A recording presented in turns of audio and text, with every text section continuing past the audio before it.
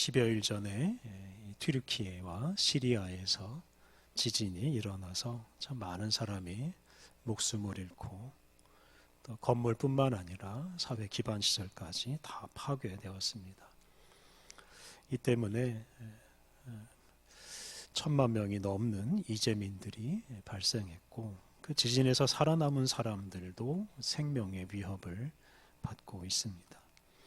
이런 상황을 알고 세계 여러 나라들이 구조대를 보내고 또 구호 물품을 보내고 있습니다. 이 세계 정부뿐만 아니라 민간 단체들도 활발하게 구호 활동을 하고 있습니다. 이미 돌이킬 수 없는 그런 피해를 당한 사람들이 많아서 안타깝지만 그래도 이런 상황에서도 온 세계가 마음을 합해서 두 나라를 도와줌으로써 피해를 줄일 수 있어서 한편으로는 다행입니다. 그리고 우리 인류에게 이렇게 서로 사랑하고 서로 섬기는 이런 정신이 남아있다는 것을 확인할 수 있어서 참으로 다행입니다. 요즘 세계 도처에서 이 싸움, 또 전쟁이 일어나서 우리 인류의 미래를 어둡게 하고 있습니다. 그런데 이번 지진으로 온 인류가 한 마음이 되어서 이렇게 튀르키예와 시리아를 돕고 있고 심지어 시리아와 적대적인 관계에 있는 이스라엘도 이런 구호 활동에 참여하고 있습니다. 이렇게 세계 여러 나라들이 마음을 합하고 서로 사랑하는 것은 우리 인류의 미래를 밝게 하는 일입니다. 서로 경쟁하고 싸우면 세계의 미래는 어두워질 수밖에 없습니다. 반면에 서로 사랑하고 섬기면 세계의 미래가 밝아집니다. 자기만 잘 먹고 잘 살기 위해서 다른 사람이나 다른 나라를 함부로 공격하는 그런 사람들과 나라들이 많으면 그런 세상은 결코 오랫동안 존속할 수 없을 것입니다. 그래서 이번에 세계 여러 나라가 보여준 이런 인류애를 앞으로도 계속 보여주며 살았으면 좋겠습니다. 최근에 이 뉴질랜드에 자연재해가 계속 일어나고 있습니다. 얼마 전에 한 달 넘게 큰 비가 내려서 공항이 마비되는 그런 사태도 일어났는데요. 최근에는 이 태풍이라고도 할 수 있는 이 사이클론, 이 폭풍우가 이 뉴질랜드 북섬을 덮쳐서 사람들이 죽고 마을과 도시가 쑥대밭이 되었습니다. 피해가 너무나 심각해서 뉴질랜드 정부는 국가 비상사태를 선언했습니다. 그런데 이런 일이 앞으로는 더 자주 세계 여러 나라에 일어나게 될 것입니다. 이 때문에 온 인류가 힘을 합해서 서로 도와야 할 일들도 많아질 것입니다.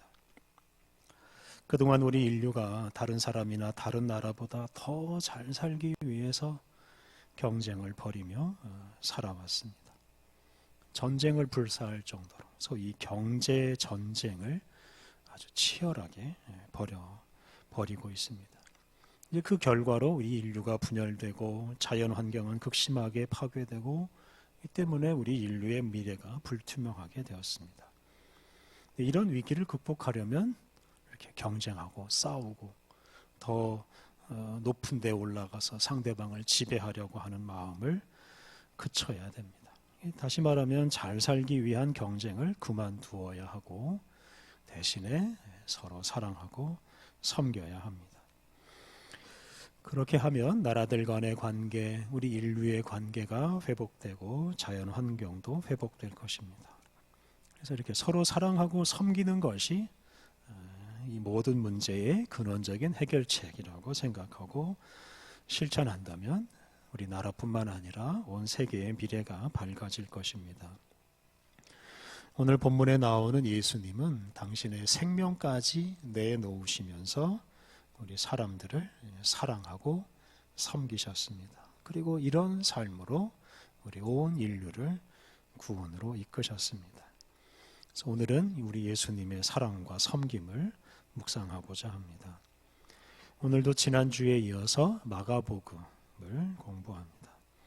지난주에 말씀드린 대로 마가복음은 이 장소를 기준으로 세 부분으로 나뉩니다.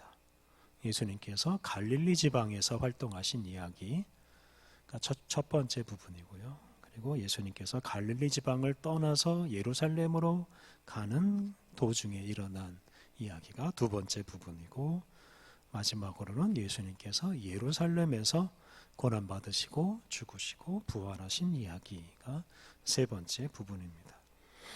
지난주에 예수님께서 갈릴리 지방을 떠나서 예루살렘으로 출발하실 때 예수님께서 당신의 고난과 죽음과 부활을 예고하신 이야기를 묵상하였습니다.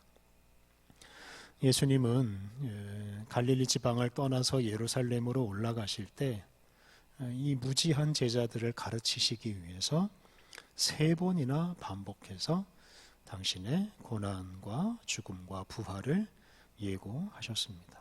이걸 예수님의 순환 예고라고 부릅니다. 우리가 지난주에 그 첫 번째 순환 예고를 묵상했습니다. 오늘은 예수님의 세 번째 순환 예고와 관련된 말씀입니다.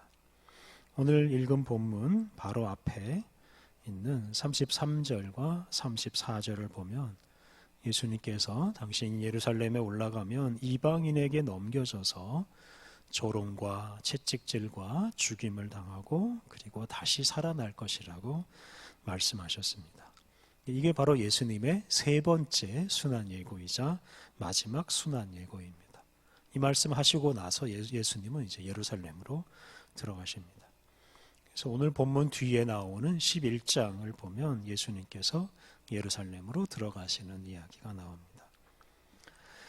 그런데 오늘 읽은 본문 앞부분을 보면 이렇게 예수님께서는 고난과 죽음의 길을 가시겠다고 말씀하셨는데 제자들은 엉뚱한 일을 벌입니다.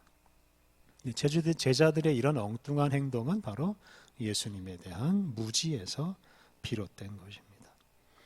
예수님은 고난과 죽음의 길을 가시겠다고 말씀하시는데 제자들은 그 말을 이해하지도 받아들이지도 않습니다. 그래서 예수님은 이제 그런 제자들을 책망하시고 예수님의 제자라면 마땅히 걸어야 할 길을 가르쳐 주십니다.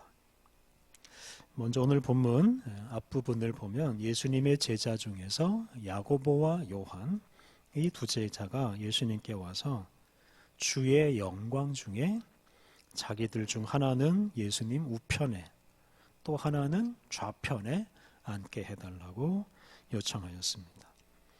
여기서 주의 영광 중에서라는 말은 예수님께서 온 세상을 다스리시는 왕이 되었을 때를 말합니다.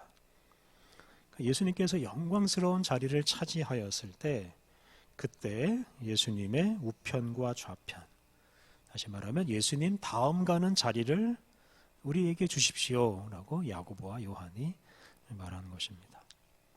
이렇게 야고보와 요한은 이제 장차 예수님이 세상에서 가장 영광스러운 자리에 올라갈 것이고 그때가 되면 자기들은 그 다음 가는 자리를 차지할 것이라고 기대하고 있습니다. 그런데 이것은 예수님에 대한 오해에서 비롯된 것입니다. 방금 말씀드린 대로 33절, 34절을 보면 예수님은 이방인에게 넘겨져서 고난과 죽음의 길을 가신다고 말씀하셨습니다. 그런데 야고보와 요한은 이런 예수님의 말씀을 이해하지도 못하고 그 말씀을 듣지도 않습니다. 그래서 이 야고보와 요한은 그와 정반대로 예수님과는 정반대로 더 높은 자리로 올라갈 생각만 하고 있습니다. 예수님은 이방인에게 넘겨져서 죽음의 자리로 가장 아랫자리로 가장 밑으로 떨어지는데 이 두 제자는 그와는 반대로 높이 올라갈 생각을 하고 있습니다. 예수님께서 이제 이런 제자들을 가르치십니다. 38절을 보면 예수님은 야고보와 요한이 자기들이 구하는 게 무엇인지를 모른다라고 지적하십니다. 그러면서 그들을 깨우치시기 위해서 당신이 마시는 잔을 마실 수 있고 당신이 받는 세례를 받을 수 있느냐라고 이 두 사람에게 물으셨습니다. 예수님께서는 온 세상을 다스리시는 그 임금의 자리에 오르시기 위해서, 다시 말하면 높은 자리에 오르시기 위해서 먼저 고난과 죽음의 길을 가십니다. 그것이 바로 예수님께서 마시는 고난의 잔, 죽음의 세례입니다.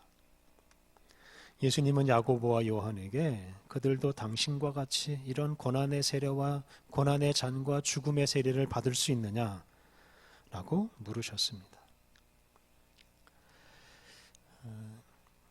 예수님은 높은 자리에 앉고 싶어 하는 이 제자들에게 높은 자리에 앉으려면 고난을 받고 죽어야 한다라고 지금 가르치시고 있는 것입니다.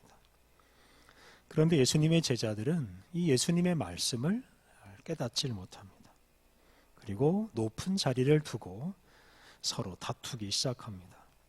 41절 이하 말씀을 보면 야고보와 요한이 예수님 다음 가는 자리를 요구하니까 다른 제자들도 예수님 다음 가는 자리에 앉겠다고 하면서 서로 싸움을 벌입니다.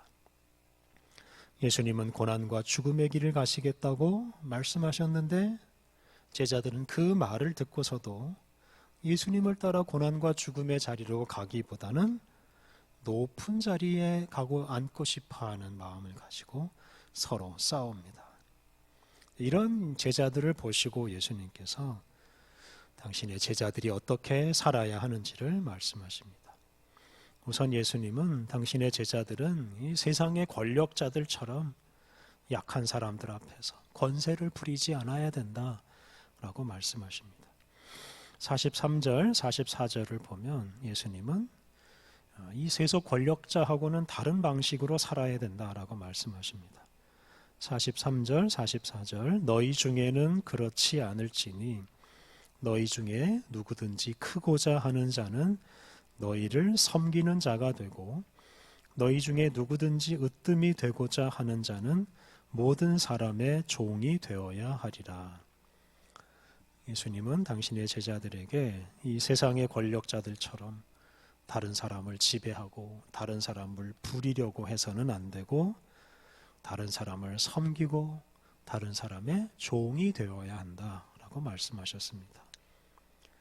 그러니까 큰 사람이 작은 사람을 섬기고 으뜸인 사람이 종이 되는 세상. 예수님께서는 제자들이 바로 그런 세상을 이루어야 된다고 말씀하십니다. 큰 사람이 작은 사람을 섬기고 으뜸인 사람이 종이 되는 이런 세상, 예수님께서 그런 세상을 이루시기 위해서 친히 모범을 보이십니다. 이 45절이 바로 그에 대한 말씀입니다. 45절 인자가 온 것은 섬김을 받으려 함이 아니라 도리어 섬기려 하고 자기 목숨을 많은 사람의 대속물로 주려 함이니라. 그래서 인자는 예수님, 당신을 가리키는 말입니다. 예수님은 섬김을 받으러 세상에 오시지 않았습니다. 오히려 사람들을 섬기려고 오셨습니다. 심지어 당신의 목숨을 대속물로 내어주기 위해서 오셨습니다. 당신의 목숨을 대속물로 내어준다는 것은 이 죄를 지은 사람을 대신해서 당신의 생명을 바치신다는 뜻입니다. 예수님은 사람들을 섬기고 죄인들을 위해서 당신의 생명을 내놓기 위해서 세상에 오셨습니다. 그리고 그 일을 위해서 그 일을 하시려고 이제 예루살렘으로 올라가십니다. 예수님께서 이 말씀하신 것은 바로 이 높은 자리를 두고 서로 싸우는 당신의 제자들을 가르치기 위함입니다. 예수님의 진정한 제자라면 높은 자리 차지하려고 하는 싸움은 그치고 목숨까지 내놓으면서 다른 사람을 섬겨야 된다고 말씀하십니다. 그런 사람이 진정으로 예수님의 제자이고 그런 사람이 예수님과 함께 하나님 나라를 이 땅에 이루며 살아갈 수가 있습니다. 창세기 1장 28절을 보면 하나님께서 우리 사람을 창조하신 후에 사람에게 복을 주시면서 이런 명령을 내리셨습니다. 창세기 1장 28절 하반절에 땅을 정복하라 바다의 물고기와 하늘의 새와 땅에 움직이는 모든 생물을 다스리라. 이렇게 정복하라, 다스리라 하는 명령을 내리셨습니다. 이걸 문화명령이라고도 부릅니다. 사람들이 이 명령을 따라서 열심히 노력한 결과 이 거대한 자연세계 또 사나운 동식물들을 다 정복하고 뛰어난 문명을 이루고 이 세상의 지배자가 되었다라고 평가하는 사람이 있습니다. 또 어떤 사람은 이 말씀 때문에 인류가 이 환경을 파괴하는 주범이 되었다라고도 말합니다. 또 이 말씀을 근거로 인간이 자연을 지배하고 파괴하는 것은 인간의 권리다라고까지 말하는 사람도 있습니다. 이런 여러 말에 대한 평가를 내리기에는 시간이 부족합니다. 근본적으로는 우리 사람은 결코 이 세상의 주인도 아니고 지배자도 아닙니다. 우리 사람은 지배자나 주인이 아니라 하나님 말씀에 순종하는 사람입니다. 이 세상의 주인과 지배자는 우리 하나님이십니다. 그리고 우리 사람은 하나님께서 창조하신 이 피조물 중에 하나일 뿐입니다. 특히 하나님께서는 당신이 창조하신 이 세계를 더 아름답게 만들어 가라는 사명을 우리 사람들에게 주셨습니다. 하나님은 결코 우리 사람에게 당신이 창조하신 이 세계를 파괴하거나 지배할 수 있는 그런 권리를 주시지 않았습니다. 그런데 어리석은 우리 인류는 자기가 마치 이 세상의 지배자나 되는 것처럼 행세했습니다. 자기 욕심을 채우기 위해서 들과 숲을 망가뜨리고 강을 더럽히고 바다까지 오염시켰습니다. 게다가 수많은 동식물들을 죽게 만들었습니다. 이렇게 우리 인류가 다른 피조물을 상대로 권력자 행세를 하는 동안에 우리가 사는 이 지구는 계속해서 파괴되고 더러워졌습니다. 더 부유하고 더 편안하게 모든 것들을 부리며 살려고 하는 우리 인간의 욕심 때문에 인간들은 자연환경을 파괴하고 다른 동식물들을 자기 마음대로 죽였습니다. 그것 때문에 지금 창조세계가 폐허가 되어가고 있습니다. 그리고 지금은 우리 인류의 생존이 위협을 받고 있습니다.